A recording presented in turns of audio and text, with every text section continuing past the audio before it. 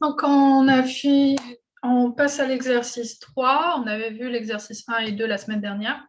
Dans l'exercice 3, on vous dit quelle est l'utilité d'une ACL dynamique. En fait, cet exercice est plus une manière pour moi de donner des définitions plutôt qu'un exercice où vous allez répondre. Ensuite, quel est le principe de fonctionnement et pourquoi ces ACL permettent-elles d'améliorer la sécurité du réseau et que doit faire un internaute malveillant pour passer au travers d'une ACL dynamique? On va voir ça tout de suite. Donc, quelle est l'utilité d'une ACL dynamique? Elle va permettre de résoudre le problème d'authentification. Si vous vous rappelez, avec les ACL statiques, en d'autres termes, les ACL standards et étendus qu'on a vus au début, la semaine dernière, eh ben, on n'a aucun moyen de vérifier qu'il y a bien eu authentification des personnes pour accéder à quelque part, à une ressource dans le réseau. Quel est le principe du fonctionnement? Alors, pour les ACL dynamiques, qu'est-ce qui va se passer? C'est que avant qu'on ne donne l'accès en ajoutant une entrée dans l'ACL, l'utilisateur va devoir fournir un identifiant et un mot de passe.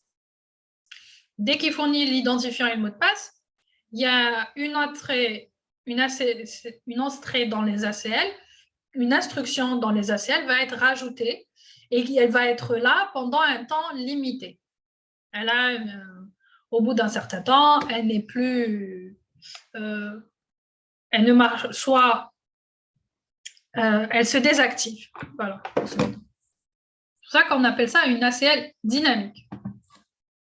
Alors, pourquoi ces ACL permettent-elles d'améliorer le réseau? Là, je vous laisse un peu le temps d'y réfléchir pour me donner la réponse. En ayant déjà les réponses à ces deux questions, à votre avis, pourquoi ce type d'ACL va améliorer la sécurité des réseaux? Ça reste insuffisant, by the way, mais quand même.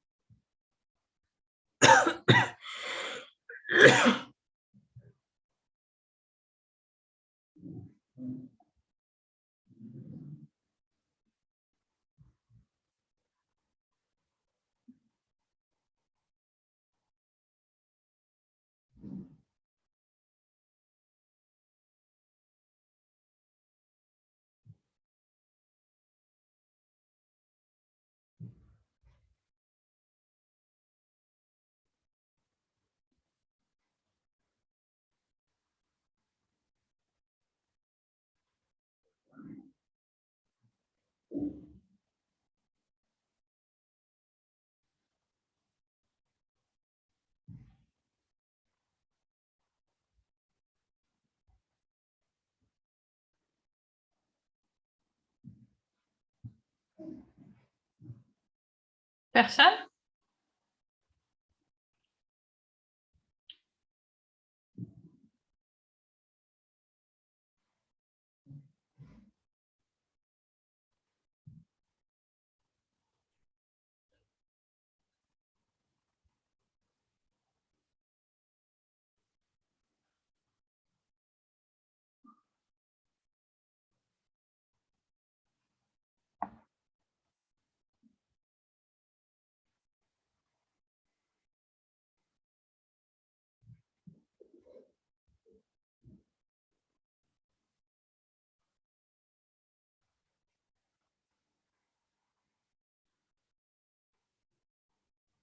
Bon.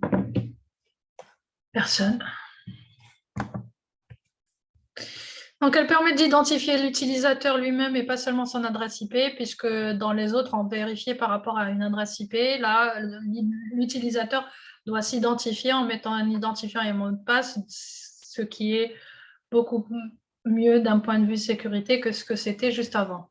Que doit faire un Internet malveillant pour passer au travers d'une ACL dynamique? Je vous laisse le temps d'y réfléchir un peu.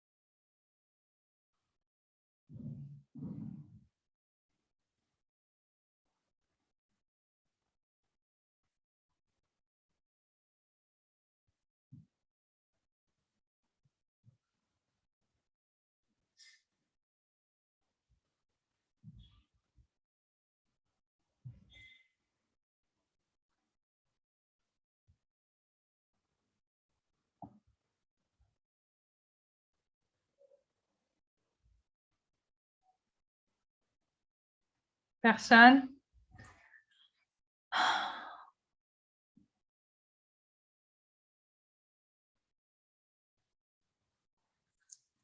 OK. Bref, il doit connaître un nom d'utilisateur et un mot de passe valide. Donc, par exemple, soit en observant des paquets qui les contient à l'ouverture de la session par le bon utilisateur, donc en faisant du eavesdropping ou du sniffing. Il faut donc prendre la précaution de crypter de chiffrer ces données pour la transmission. Passe à l'exercice 4.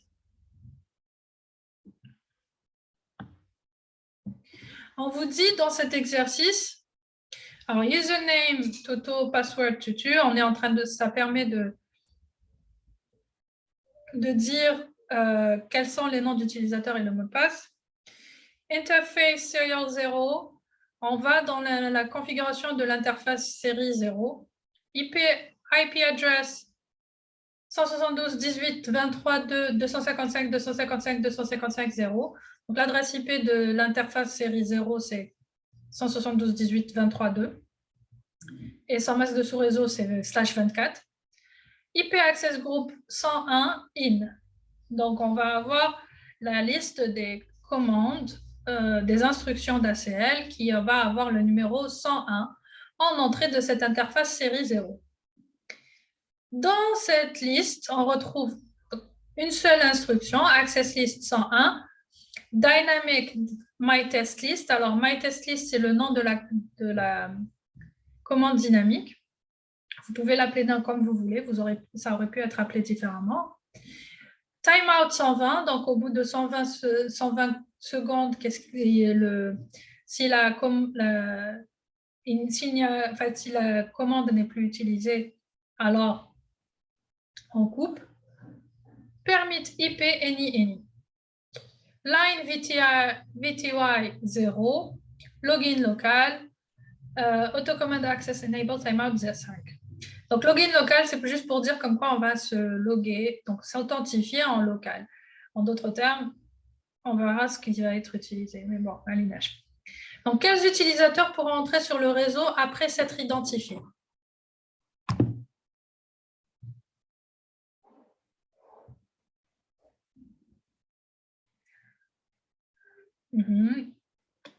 Oui.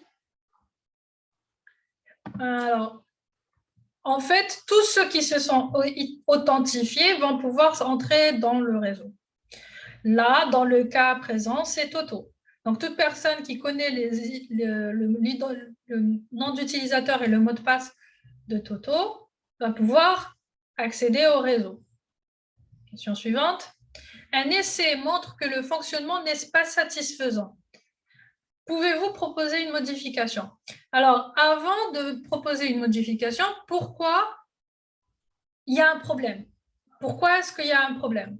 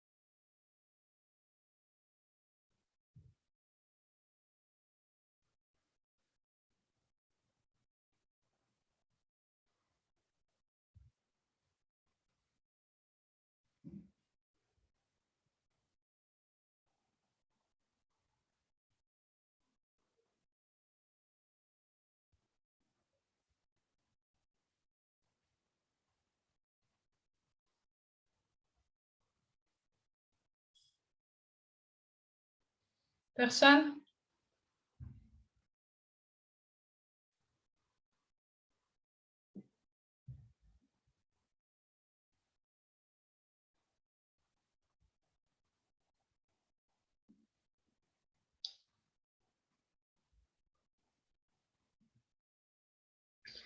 OK. L'entrée dynamique est la seule entrée. Vous voyez comme quoi il n'y a qu'une entrée dynamique dans le groupe d'ACL 101. Il n'y a pas d'autre commande, il n'y a pas d'autre instruction. Ça veut dire que tant que l'ACL, tant que personne ne s'est authentifié, l'ACL est vide. Rappelez-vous, quand l'ACL est vide, l'unique entrée, c'est celle qui est par défaut, qui est interdire tout. Deny any. Et donc, pour s'authentifier, il doit se connecter à l'interface série en utilisant Telnet sur le routeur. Il n'y a rien qui l'autorise à le faire. Ce qui fait que l'authentification plutôt, est impossible. Donc, l'ACL dynamique ne servira jamais. Donc, qu'est-ce qu'on doit rajouter? Donc, en fait, on ne peut pas entrer dans ce réseau. Et donc, on va devoir autoriser l'accès Telnet. Comment on autorise l'accès à Telnet? Je vous laisse 2 minutes pour m'écrire l'ACL, la commande ACL permettant d'autoriser l'accès depuis l'extérieur vers l'interface série 0 en utilisant le protocole Telnet. 2 minutes.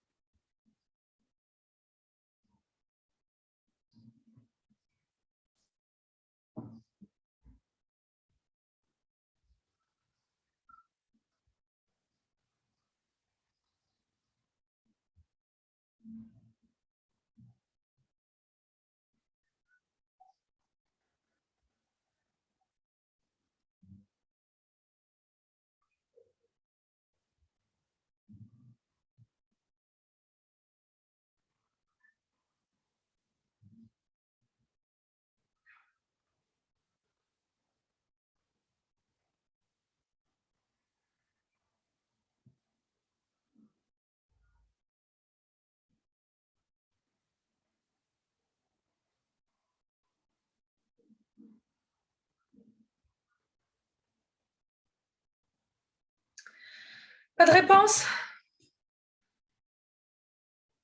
OK.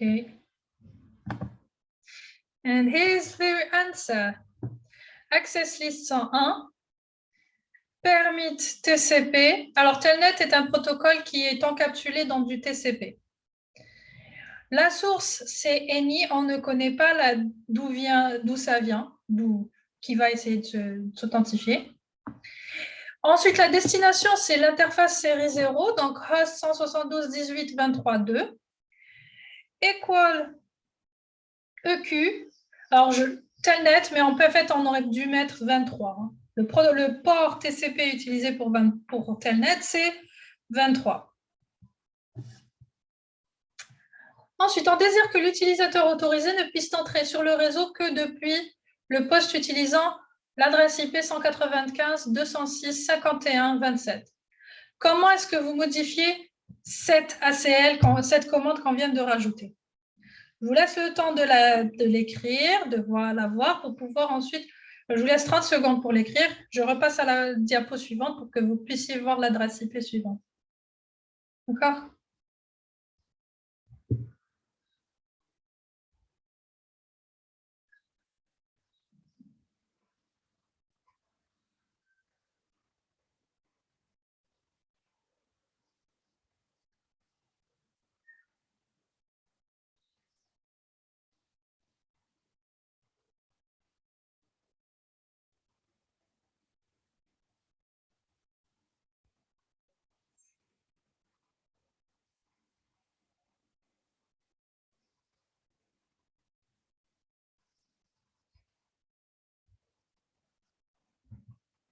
Voilà. Vous avez encore 2 minutes pour écrire la... Ah, voilà. OK. Alors, on a une réponse de quelqu'un. Access List 101, permis TCP. Alors, il vous manque juste le host, parce que c'est une seule adresse IP. Host 192.206.51.27, host 172.18.23.2, EQ Telnet. Effectivement. Et on voit ça, on voit bien que c'est la même chose. Ensuite, on vous dit la situation à la question 3, donc la question heading. Est-elle réaliste? Est-ce que c'est réaliste que la personne qui va se connecter ait cette adresse IP 195.206.51.27?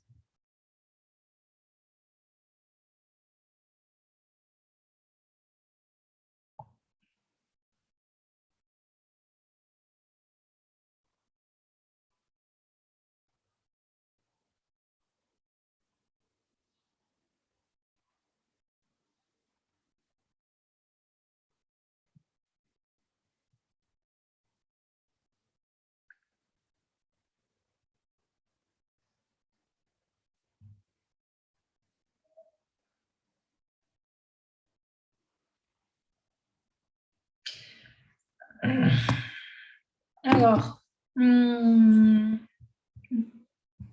ça peut être une raison, mais on va aller sur les raisons, les autres raisons. En fait, l'autre raison, c'est que généralement, un utilisateur va rarement avoir une adresse IP publique lui appartenant. Ça veut dire quoi? Et qu'il soit toujours la même. Cette situation est assez peu réaliste.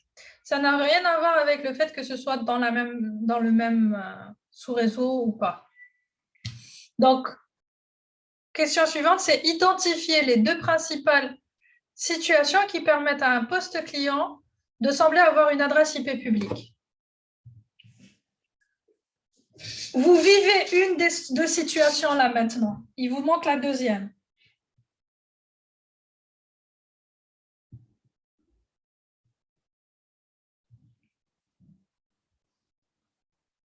Le client est sur Internet depuis où?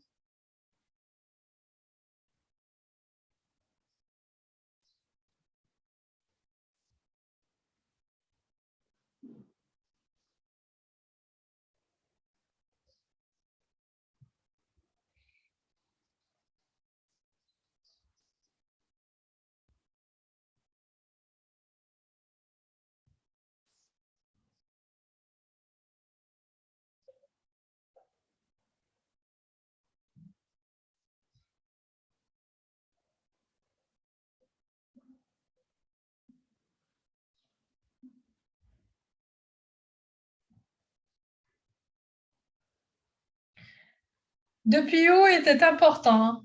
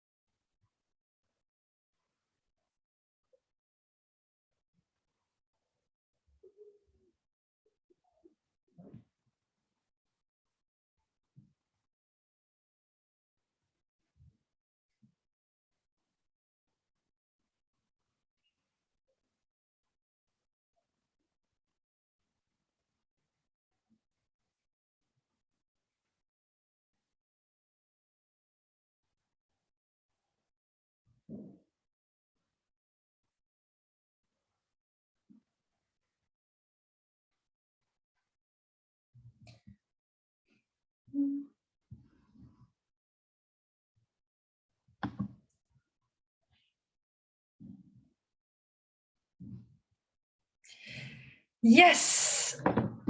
Alors, soit depuis sa machine qui utilise une adresse IP publique fournie par le fournisseur d'accès Internet, soit depuis l'intérieur d'un réseau d'entreprise qui va utiliser le NAT. Donc, connexion depuis l'intérieur d'un réseau d'entreprise, l'utilisateur a une adresse IP privée et cette adresse est translatée par le pare-feu sur une adresse IP publique. L'adresse publique visible est donc celle utilisée par le pare-feu. Ce n'est pas forcément toujours la même, mais elle appartient à un pool d'adresses qui lui est toujours le même. Quand on est depuis la maison, ou depuis son téléphone portable, parfois, c'est le fournisseur d'accès Internet qui va attribuer à l'utilisateur une adresse IP publique par DHCP. Et cette adresse est considérée comme aléatoire, puisque vous n'allez pas avoir à chaque fois la même adresse IP publique à la maison. Et on vous dit, discutez de l'utilisation des ACL dynamiques dans chaque cas. Ça veut dire dans le cas d'une connexion depuis l'intérieur d'un réseau d'entreprise et dans le cas d'une connexion depuis le domicile.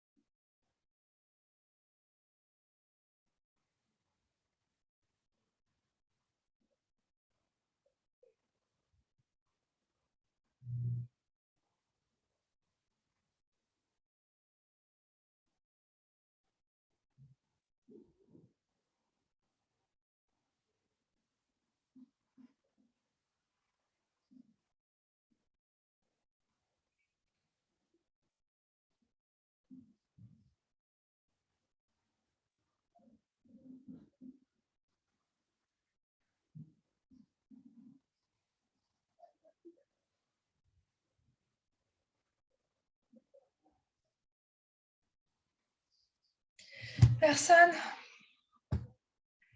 OK. Alors, dans le premier cas, quand on est on se connecte depuis l'intérieur du réseau d'une entreprise, on va pouvoir utiliser les ACL dynamiques, mais l'utilisateur pourra être identifié, mais on est obligé d'accepter toutes les adresses IP qui est utilisée par le NAT pour la translation. Dans le second cas, l'utilisation des ACL dynamiques n'est pas possible. Pourquoi? Parce qu'on ne sait pas c'est quoi l'adresse IP publique par laquelle l'utilisateur va essayer de se connecter. Donc, quels sont les deux moyens de restreindre les adresses IP autorisées à se connecter? Alors, soit on va filtrer l'accès Telnet dans la partie fixe de l'ACL, soit on va filtrer l'accès dans l'entrée dynamique de l'ACL. Et ça va se traduire par quels avantages des deux stratégies? Pour la première méthode, si on peut autoriser n'importe quel groupe d'adresses IP, mais l'entrée dynamique va être donc comme ça. Ça veut dire que même si il suffit qu'une seule adresse IP du groupe autorisé s'authentifie pour que toutes les adresses IP quelconques puissent accéder au réseau. C'est un gros problème. Dans le deuxième cas, seules les adresses IP du NAT, utilisées par le NAT, vont être autorisées à accéder et donc, ce sera un peu mieux d'un point de vue sécurité. Maintenant, quelle technique voisine des ACL dynamiques apporte quelques améliorations? Je vous laisse une minute pour y réfléchir.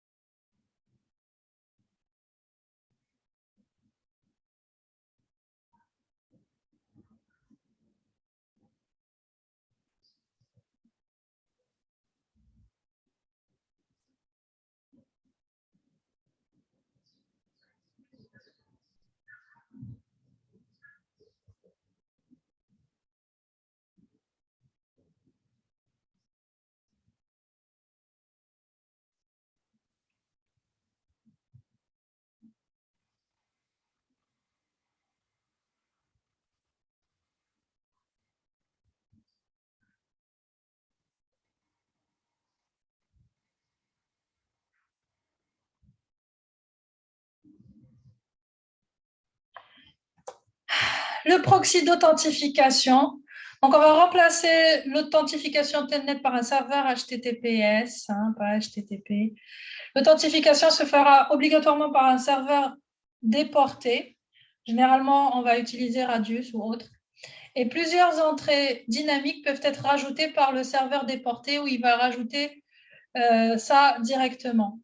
Alors, il vous est demandé de préparer l'exercice 5 et de l'envoyer à l'adresse mail suivante.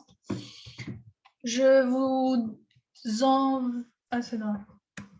Ah, non, non, rien. Oubliez ce que je viens de dire. Il n'y a pas d'exercice 5. Voilà, c'est fini. Parce que si vous n'avez pas de questions, c'est fini pour aujourd'hui. Bon courage. La semaine prochaine, c'est en présentiel ou à distance? Ou c'est les vacances? Oui, présentiel. Oh, ben, on se verra. Présentiel, madame. Parfait. OK. Donc, à la semaine prochaine. Oui, je vais vous envoyer les séries. Je ne vous envoie pas le PowerPoint qui est là avec les corrigés, mais je vais vous envoyer la série. Je vous ai déjà envoyé la série 1, normalement. Sur ce, bonne journée.